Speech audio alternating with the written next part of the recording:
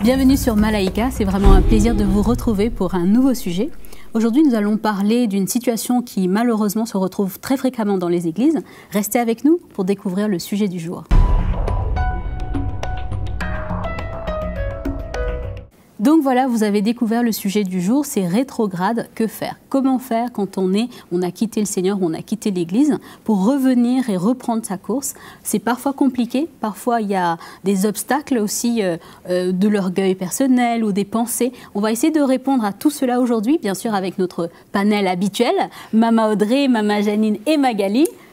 Comment allez-vous? Ça va très bien. En pleine forme, merci Nadège. Ah, voilà. Et Mama Audrey, aujourd'hui, nous avons une invitée spéciale qui nous vient tout droit de l'île Maurice. C'est Rachel Page. Merci en tout cas d'être avec nous. Merci à vous de m'accueillir avec vous. Voilà. Donc, tout à l'heure, nous aurons le privilège d'entendre son témoignage. Elle a traversé des épreuves pas évidentes. Elle va nous les partager. Donc voilà. Le sujet du jour, c'est chrétien rétrograde, comment faire pour revenir au Seigneur. Avant de passer dans le vif du sujet, nous allons écouter Magali dans la rubrique de Mag. Donc voilà Magali, pour ce sujet qui n'est pas évident, est-ce que tu as pu trouver quelques éléments de définition? Tout à fait Nadège, j'ai trouvé des éléments de définition dans le dictionnaire théologique. Comme d'habitude, Maman Audrey le sait. Alors rigoureusement parlant, je dis mot rigoureux parce que c'est vrai que c'était le mot rétrograde est tiré de l'Ancien Testament. Un peu de la loi, en fait, ça décrit ceux qui, tout en faisant partie du peuple d'Israël, se sont détournés du Seigneur pour suivre leur propre voie. Donc c'est vraiment ça la définition. Et le mot hébreu, qui parle donc de rétrograde, peut être aussi traduit par se détourner, apostasier, flancher, reculer, battre la retraite, etc. etc. Donc c'est vraiment très intéressant de lire cela. Et vous avez également le mot rebelle et en révolte pour tout ce qui est donc cet état. Dans un autre dictionnaire, j'ai trouvé une autre définition qui s'apparente à l'apostasie, au mot apostasie, qui signifie un abandon de la foi et de la vie chrétienne, une renonciation en fait à cette vie chrétienne. Je trouve que ça va aussi dans cette attitude. Alors l'état rétrograde se révèle par une attitude donc de confiance en soi et non plus dans une dépendance au Seigneur. Et vous avez donc maintenant, je vais vous faire un petit topo sur la perception du rétrograde un petit peu dans l'Église, Maman Audrey, pour que vous puissiez un peu savoir ce qui se passe, notamment dans le contexte en Afrique. Alors pourquoi on est rétrograde? C'est parce que déjà on n'arrive plus à résister à la tentation. Quand on devient audacieux dans des domaines douteux, ça peut être dans le travail, dans les relations amicales, malsaines, ça peut être également l'adultère, c'est ce que j'ai retrouvé dans les lectures que j'ai faites, et également ce qui revient aussi beaucoup, c'est l'amour du monde, évidemment, et bien sûr les choses qu'on approuve maintenant, qu'on n'approuvait plus avant. D'accord. Après, vous avez également cet autre facteur, c'est lorsque le service chrétien devient un fardeau. Quand on a du mal à servir le Seigneur, que ça devient une charge, on n'est plus du tout intéressé. Bien sûr aussi, on ne démontre aucun souci pour tout ce qui est âme perdue, les gens qui ne connaissent pas le Seigneur, on n'est plus du tout attentionné envers ces personnes. Bien sûr, quand notre vie de prière ou notre adoration, ça devient un devoir et non plus quelque chose qui nous apporte de la joie, et bien sûr, tout simplement, quand on a perdu la foi. Quand on a perdu la foi, évidemment, eh bien, c'est ce qui entraîne cet état de rétrograde. Alors, maintenant, ce que je vais dire, c'est tout ce qui est problème lié au rétrograde, Maman Audrey, c'est-à-dire qu'on observe dans les églises que le traitement qui est réservé au rétrograde a changé. On va voir cela. Par exemple, les églises et les leaders d'églises, eh bien souvent, ils considèrent les rétrogrades comme des parias, des gens à qui on manque de soins. Voilà, tout à fait. On ne prend plus la peine d'aider ce genre de personnes. Il y a un manque de soins, un mépris et également un manque de considération. Moi, c'est des lectures que j'ai faites dans les différents forums chrétiens de personnes qui étaient rétrogrades, et c'est ce qu'elles ont dit. Elles disent, ben voilà, quand j'essaie de retourner à l'église, j'essaie de retourner dans une communauté, mais j'ai l'impression que tout est bloqué, la porte est fermée, il n'y a pas d'amour et je me sens jugée et effectivement, je retourne dans mon état. Alors, bien sûr, je vais finir cette rubrique par des phrases qui peuvent nous aider, les phrases qu'on ne doit pas dire à une personne rétrograde. Je suis sûre que Rachel, notre invitée sur le plateau, pourra le dire. Par exemple, les 2 phrases qui font mal à une personne qui est rétrograde, c'est « Ah, désolé, mais cette réunion, elle n'est pas pour toi, tu ne peux pas venir. » Ça, ce sont des phrases. Ce sont des phrases que les rétrogrades entendent, c'est ce que j'ai lu, et c'est ce que les gens disent, un petit peu de manière maladroite, mais c'est des choses qui font très mal. Et l'autre phrase aussi, est-ce que tu t'es repenti avant de revenir? Aïe, Donc voilà un petit peu ce que j'ai pu lire sur cet état. Mais justement, Mama Janine, qu'en est-il à Kinshasa? Est-ce que, bon déjà, est-ce qu'on a pu avoir des témoignages de personnes rétrogrades? Oui, j'ai pu avoir un témoignage d'une sœur notamment, mais pour aller un peu dans le sens de Magali, c'est exactement ça. C'est des personnes qui vont, au cours de leur parcours, de leur vie chrétienne, ils vont être gagnés par l'amour du monde, par des tentations diverses et variées, sachant, Maman Audrey, que la vie chrétienne, c'est une course de fond. Hein, et donc ça s'inscrit dans la durée. Ouais. Et donc il faut tenir sur la durée. Et c'est malheureusement le cas de certaines personnes qui n'arrivent pas justement par rapport à tout ce qui a été énoncé. Et donc j'ai le témoignage de cette jeune sœur, enfin elle a un certain âge, elle a moins de 30 ans, qui dit que elle, en fait, ça a commencé par le fait qu'elle n'avait plus envie d'aller à l'église. Elle a beaucoup de difficultés à mettre vraiment des mots clairs là-dessus, mais elle a plus envie d'aller. Elle est née dans une famille chrétienne, elle a toujours été à l'église, et du jour au lendemain, elle avait plus envie elle a laissé tomber sa vie chrétienne. Et elle explique que les choses ont commencé à la lasser petit à petit. C'est beaucoup de choses qu'elle voyait, et elle n'arrivait pas à parler de ces choses-là parce qu'elle ne voyait pas comment en parler. Et finalement, ça l'a lassée, et à un moment donné, elle a préféré décrocher. Et quand elle a décroché, elle a eu ce sentiment que bon, maintenant, elle peut faire ce qu'elle veut faire, mais en même temps, elle était triste parce que quelque part elle aime le Seigneur, mais c'est comme si elle avait un vide dans son cœur finalement, un vide, comme si quelque chose qui avait besoin d'être comblé, qui n'a pas été comblé. Et elle dit, parmi les mots qu'il faut pas dire, elle me dit, ce que j'aime pas, c'est qu'on me dise, ah mais tu sais, le Seigneur a un plan pour toi, reviens. Elle dit, je sais que le Seigneur a un plan pour moi, ça m'a pas empêché de quitter l'église, mais c'est des mots qu'on veut pas entendre parce qu'on sait qu'on est dans cet état et on sait qu'il y a le plan de Dieu, et pour autant on n'arrive pas à sortir de cet état. Et elle me dit quand même qu'il y a quelqu'un qui a gardé un contact avec elle, et c'est la seule personne qu'elle a tolérée entre guillemets, parce que c'est la seule qui lui parlait de l'amour de Dieu, mais qui lui parlait de son expérience à elle. Elle lui parlait pas de mais oui, mais toi, Jésus t'aime, Jésus je reviens. Elle lui parlait de ce qu'elle vivait avec le Seigneur. Elle a trouvé toujours les mots pour lui pour l'encourager. Et elle me dit, et je sais qu'elle a raison. Et on espère qu'un jour qu'elle reviendra au Seigneur. Waouh, merci Mama Janine. Mama Audrey, ce que j'entends là, c'est en fait que dans ce que Magali et Mama Janine ont dit, c'est qu'en fait, quand on est chrétien, on peut rétrograder, on peut se retrouver dans cet état-là. Je crois que même le mot rétrograde, je ne pense même pas qu'il existe dans le Nouveau Testament. Hein. Et je ne pense pas nécessairement que c'est très souvent des gens qui perdent leur foi. Je ne crois pas que c'est des gens qui n'aiment plus le Seigneur. Ça arrive, oui, mais très peu. Je pense que c'est beaucoup plus avoir affaire aux difficultés de la vie, à la persécution, à la pression qu'il y a dans l'Église, ne pas trouver sa place,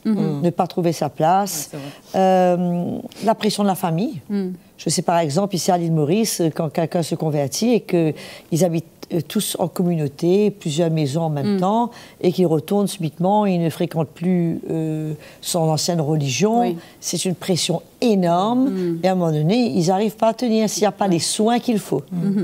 Pendant cette période, s'ils ne sont pas encadrés, ils ne sont pas entourés comme il faut, ils retournent. Ils finissent par relâcher. Donc je ne pense pas que c'est des gens qui n'aiment plus le Seigneur. Mais malheureusement, on leur dit quoi? Tu comprends? C'est ça. On leur dit quoi pour gagner leur cœur? Parce que bien sûr, tu veux les encourager à se rappeler du plan de Dieu. Tu veux les encourager à se rappeler de l'amour de Dieu. Mais on leur dit quoi? Puisque on réalise que quand un frère et une sœur que nous aimons a quitté l'Église pour X raisons, on sait qu'ils sont vulnérables, on sait qu'ils sont en danger, on sait qu'ils ne sont pas bien. Bien sûr. C'est sûr. Et on les aime. Ce n'est pas un principe. Ils nous manquent. On veut vraiment les retrouver, puisque c'est des gens qui font partie de notre vie. En tout cas, je parle pour nous. Je ne vais pas parler pour les autres. Et c'est vrai que Rachel pourra nous dire, je ne pense pas que ces gens sont bien.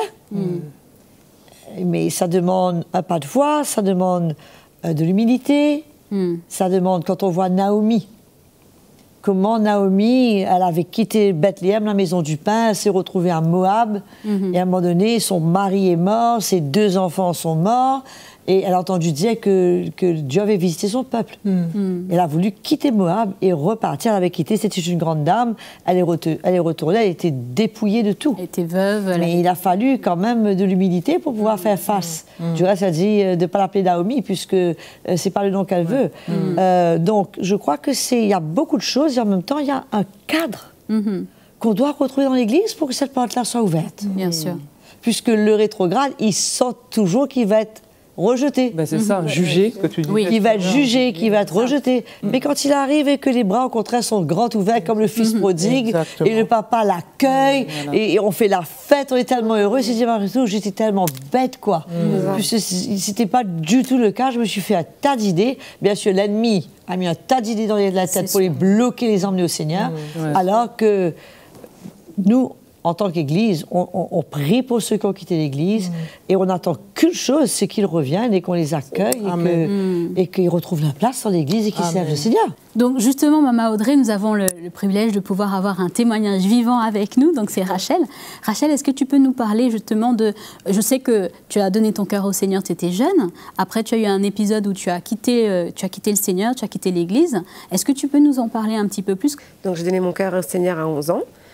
Et je participais, en fait, dans un club d'équitation. Et très, très jeune, j'ai aimé tout ce qui était social. Et me retrouver à 14 ans et demi dans un club en faisant mon sport. Et on m'a mis dans un comité de jeunes et ensuite, on a fait un spectacle. Et du spectacle, tout avait déclenché. C'était l'orgueil. C'était la rébellion. Et étant grandi dans une famille chrétienne, ma maman servant le Seigneur, je savais ce qui était bon, je savais ce qui n'était pas bon. J'étais dans la provocation tout le temps. Et oui, donc j'ai fait beaucoup d'événementiels à l'âge de 14 ans, 15 ans. 16 ans, je me suis retrouvée déjà au bar à boire depuis 9h30 le matin. J'ai arrêté à 11h pour manger. Je remontais à cheval à 3h, j'ai arrêté. Mais à partir de 6h, j'étais déjà repartie. Je revenais à la maison, mes parents voyaient bien que ça n'allait pas. À 16 ans, à 15 ans, j'ai quitté l'école. Donc c'est très tôt. Et ça, c'était juste la rébellion. Parce que j'aimais l'école. Mais je savais que ma maman voulait quelque chose pour moi. Donc je disais, bah, si tu veux ça, moi je veux ça. Et je me souviens, c'était un jeudi 9 décembre. Et le proviseur m'avait dit de venir et j'ai quitté l'école. Et je savais que j'avais juste à dire « Maman, pardon » en janvier. Bien sûr. Et j'aurais repris l'école. Bien sûr. Mais j'ai tenu. Et donc très tôt, je suis rentrée dans le domaine du tourisme. J'ai toujours su que le tourisme, c'était un endroit... pas idéal. Pas idéal. Vraiment pour une jeune fille en plus. Tout ce qui était... que j'aurais jamais pensé en me disant « Rachel, tu vas jamais pouvoir faire ça. » C'est normal. Ça devenait possible. Ça devenait normal. Par exemple, de boire à un niveau excessif. Depuis 8h du matin, j'étais avec du champagne jusqu'à fort tard le soir. J'étais fiancée. Mais arrivé un moment de la soirée, parce que je travaillais, c'était pas un problème de flirter. C'était pas un problème de juste avec quelqu'un d'autre. Avec quelqu'un d'autre. Donc, si tu veux, tous les principes que j'ai eus sont partis. Et je suis arrivée à un point, j'étais avec 2 garçons. Et comme si je dis, Ayoum, j'aime celui-là parce que c'est un bon bourg, c'est bien. Et l'autre côté, Ayoum, mais lui, top, parce que je suis fière autour de son bras. Donc, ce qui fait que, en 2005, en décembre, j'ai été épinglée. Qu'est-ce qui s'est passé? Mon fiancé a find out. Et donc, il m'avait demandé, s'il te plaît, coupe. Mais c'était impossible de couper. J'arrivais à un point où je travaillais donc à l'hôtel. Il fallait me maquiller. Je me regardais dans le miroir pour brosser mes dents, pour me maquiller. Je me dégoûtais.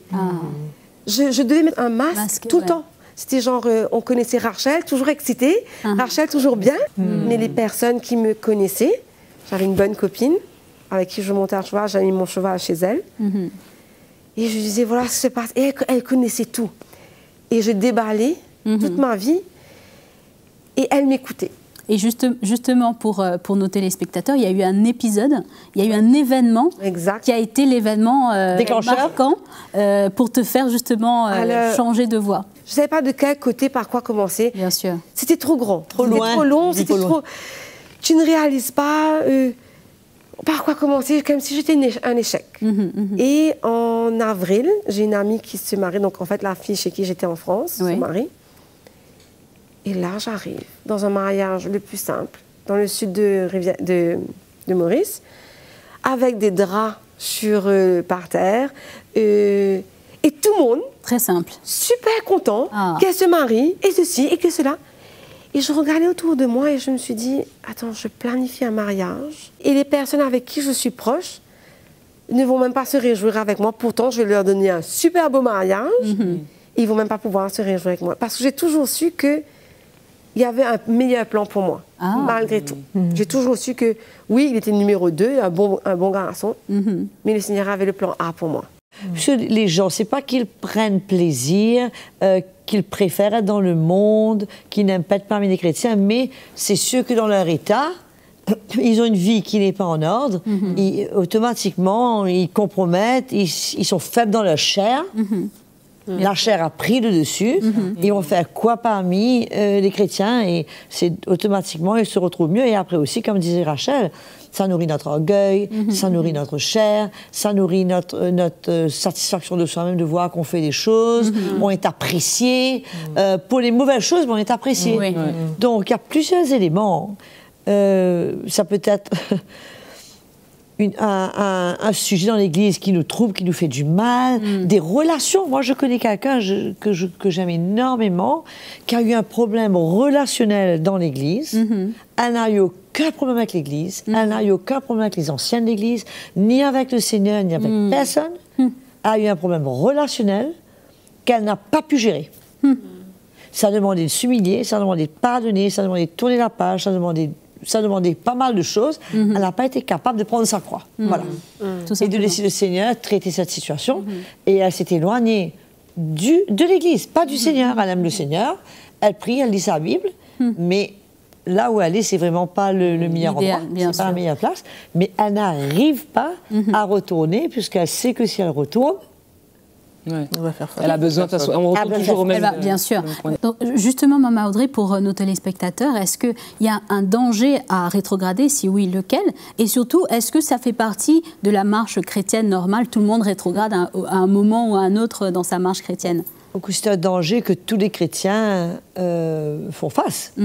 La possibilité de rétrograder. C'est sûr que c'est à la porte de tout un chacun. Mais il y a des événements qui provoquent cela et qui facilite, mais le danger, c'est que ça peut aller très vite. Oui, c'est ça. On peut commencer en rétrogradant avec une petite cigarette, et bien vite, ça devient la marijuana. Bien sûr. Et bien vite, ça devient la drogue dure, puisque c'est le milieu dans lequel on se retrouve qui fait qu'à un moment donné, on ne peut plus faire face. Je connais une sœur qui, dernièrement, elle était tombée, elle s'était retrouvée dans un milieu de drogue, à faire du dealing. Mais pour sortir de là, c'est très, très, très compliqué, puisqu'il y a tellement de liens, tellement d'attaches, et ces gens-là vous poursuivent, ils ne te lâchent pas. Ben, c'est sûr. Si je n'ai pas déterminé dans ton cœur de revenir au Seigneur, de t'attacher, de fermer toutes ces portes, une après l'autre, tu es vite piégé, et c'est un chemin de non-retour. Justement, est-ce que pour Rachel, ça a été... Il y a eu une décision à un moment, suite à ce mariage, qui a déclenché le retour? En fait, de mon côté... C'est pas que je me suis levée en me disant « Allez, c'est le jour, je pars ». Non, j'ai ressenti déjà au mariage la tristesse. La tristesse, mais qu'est-ce que je fais? Dans quoi je vais m'embarquer? Ça sera pour la vie. Et j'ai juste regardé autour de moi. Et tu sais, quand on appelle du back-off, et tu regardes, et tu te dis... Une rétrospective. Voilà, j'ai pris un recul. Et je suis rentrée le soir, et quand je rentrais, j'avais ma bouteille de vin. Et mon verre. Et ça, c'était comme si, tu veux un verre, tu vas chercher moi. Et il m'a dit, ça va, tu es OK? Je dis, ouais, j'ai vu quelque chose comme ce qui me trouble. Et je lui avais toujours dit, tu sais, je suis chrétienne. Ça fait 3 ans qu'on est ensemble, 3 ans et demi. Mais moi, je suis chrétienne. Un jour, je vais repartir là-bas. Donc, quelque part, tu savais dans ton cœur où était le chemin. Et ça ne s'est pas passé trop vite après parce que c'était en avril. Et en mai, il y a eu une conférence. Et encore une fois, il y a des amis qui m'appellent. Viens, ça va être bon de te voir. Ah, je me suis dit, non, ils vont me faire un c'est le plan de Dieu pour ta vie. C'est ça. Le coco, non. Le Seigneur t'aime. Ouais, le Seigneur t'aime. Il va te parler. Je suis repentie. Non, moi, mon problème, c'était pas ça. Parce que moi, j'avais un problème de vêtements. Mais mes pantalons étaient trop taille basse et mes tops et tout. Et j'avais peur qu'on me regarde en me disant, celle-là. Donc, je me suis dit... La peur du jugement, en fait. C'est ça, le jugement. Parce que j'étais toujours dans la provocation. Oui, c'était ça mon problème, tu vois. Donc, je suis arrivée à l'église parce que j'avais des amis qui étaient là et je voulais les revoir. Et quand je suis arrivée, j'ai senti tout le monde me faire... Et je me suis dit, ça... Ils t'ont accueilli. Ah. Mais pas comme si content de te voir. Non, c'était vrai. L'amour. Et je me suis dit, mais attends, et ça faisait plus de 8 ans que je n'étais pas revenue à l'église, tu vois. Et dire, je suis contente de te voir. Et tu sentais vraiment quelque chose de vrai. Et la louange. Et quand le pasteur a prêché, je me dis, je comprends tout ce qu'il dit. D'habitude, quand je venais, parce qu'il fallait que je vienne le dimanche pour être avec mes parents, bien sûr, c'était un charabia. Je comprenais les termes parce que voilà, je suis née. Mais là, ça rentre dans mon cœur et c'était... Je me suis dit, attends, je comprends tout ce qu'ils disent. Incroyable. Et le Seigneur me montrait que ça suffit maintenant. Je t'aime et je vais effacer tout et on va commencer. Sans condamnation. Sans condamnation. Et je suis partie devant et quand, en fait, il y a eu un appel, je suis partie, en fait, il y avait beaucoup de jeunes devant. Et j'étais la dernière. Et là, un film allait partir. Comment tu vas faire? Tu es déjà engagée. Comment tu vas faire pour ton travail? Les pensées de l'ennemi. Et donc, j'ai fait 2 pas en arrière. Et un ancien m'a attrapée. Et il m'a juste pris par la nuque et il m'a fait un câlin et on a prié ensemble. Et là, c'était fini. Mais le soir, quand je suis rentrée, mon fiancé m'a dit, il y a quelque chose qui s'est passé. Différent, il a vu. Et le soir, je dis, Seigneur, je suis rentrée dans mon lit, je dis, ce que tu as fait, j'ai fait le premier pas. Tu fais tout maintenant. Tu me dégoûtes de tout. Donc le lendemain, je me suis réveillée et le Seigneur n'a pas attendu trop longtemps. C'était drastique. Sa voix, mon cœur, tu veux du café? C'était comme, non, dégoûtée. Dégoûtée de la relation. Dégoûtée de la relation. C'était fini, clair, plus de sentiments. Incroyable. Libérée. Je l'ai regardée en me disant, mais attends. Et pareil, l'heure qui a suivi, je suis partie voir mon HR. Ton directeur. Pardon. Ouais. Donc, j'ai démissionné de mon travail qui était Obviously. Bien sûr. Voilà. Donc, j'ai fermé toutes les portes. Toutes les portes qu'il y avait, copains. Je suis partie avec mon chien. C'est la seule chose que j'ai pris de mon père. et après, ben voilà, aujourd'hui, je suis mariée avec le plan A. Excellent. Je sers le Seigneur. On sert le Seigneur ensemble. 2 enfants. J'ai 2 filles. Ah. Voilà. Et c'est une merveille de voir que, je suis toujours vivante. On va fêter nos 10 ans de mariage en novembre. Excellent. Et j'ai jamais trompé moi. Non, mais c'est vrai. C'est la première chose que j'ai dit à mon mari, après 1 an de mariage, j'ai dit, tu sais, j'ai jamais été fidèle à quelqu'un. Et vraiment, disons-moi, bref. Voilà. En tout cas, c'est encourageant, Maman Audrey, de voir.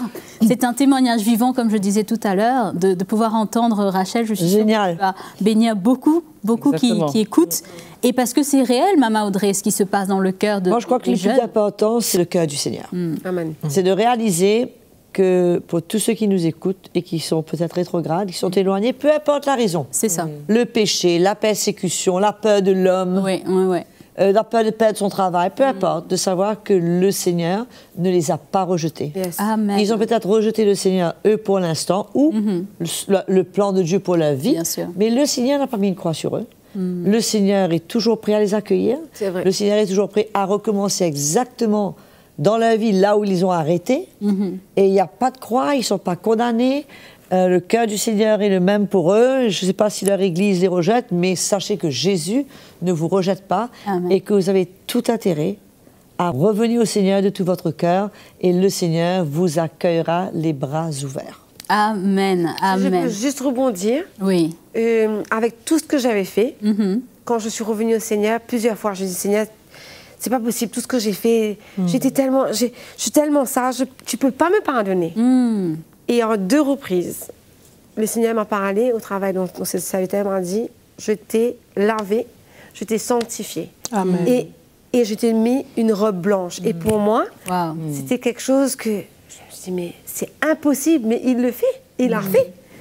Et je te sens bien. Et tu dors. Ta vie passée n'a plus aucun effet sur toi. C'est derrière toi, c'est une nouvelle vie. C'est une nouvelle vie et tu dors bien. Merci en tout cas, merci beaucoup Rachel et Maman Audrey. On va arriver au terme de notre émission. Je pense en tout cas que ça a été édifiant pour beaucoup d'entendre le témoignage de Rachel. Merci en tout cas Rachel d'être avec nous. Merci Maman Audrey, Maman Janine et Magali. Et bien sûr, merci à tous ceux et celles qui nous suivent fidèlement sur Facebook, sur YouTube et à la télévision. Continuez de nous écrire, de nous envoyer vos témoignages et bien sûr vos réactions à chaud là maintenant que vous regardez l'émission. Et je vous dis à très très bientôt pour un autre programme.